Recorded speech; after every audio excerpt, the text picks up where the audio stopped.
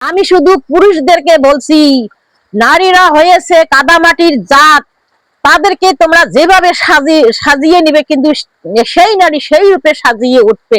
তোমরা সাজাইতে পারো না, সেটা নারীর কিন্তু দোষ নয়, সেটা তোমাদের ব্যর্থতা। তোমরা তোমরা যদি নারীকে ভালোবাসা দিতে পারো, নারীকে তার অন্তরে গভীরে জায়গা করতে পারো, কিন্তু সেই নারী তোমাকে কখনোই ছেড়ে যাবে না। যত দুঃখ ঝড় তুফান আসুক না কেন, সে তোমার সবসময় তোমার সঙ্গ দিবে। তো তোমাদেরকে বলছি, তোমরা বেশি বেশি করে নারীকে ভালোবাসো। নারীর ভালোবাসার, একজন স্ত্রীর ভালোবাসার কাছে কিন্তু সব ভালোবাসা হার মেনে যায়। একজন পুরুষের কাছে একজন নারী কিন্তু বহু মূল্যবান। যার যার স্ত্রী মারা যায় সে কিন্তু ঠিকই বুঝতে পারে কতটা কষ্টের দিন যাচ্ছে। যখন কিন্তু স্ত্রী বেঁচে থাকে তখন কিন্তু স্ত্রীকে মূল্য দেয় না।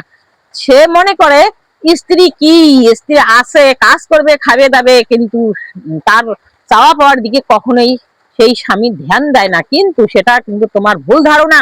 একজন নারী একজন নারী স্বামীর কাছে তার চাওয়া পাওয়া অনেকটাই থাকে। তার চাওয়া পাওয়া নিয়ে তোমাকে বুঝতে হবে একজন নারী কি চায়, কি পেলে সেই নারী জন খুশি হয়, কি পেলে সে শান্তিতে তোমার সংসারে পাহারা দেয়। তোমার সংসারে একজন নারী হয়েছে তোমার বটবৃক্ষের ছায়ার মতো। তুমি তো কখন কোথায় যাও না যাও, তোমার সংসারে তো তুমি কখনোই খেয়াল রাখো না। তো তোমার সংসারে খেয়াল কে রাখে? সেই নারী জনে রাখে। তো নারীর নারীর কি চাওয়া পাওয়া থাকে তোমাকে সেটা ভাবতে হবে।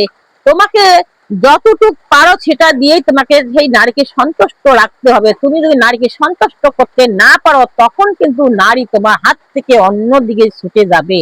তখন কিন্তু আর নারীকে দোষারোপ করতে পারো না।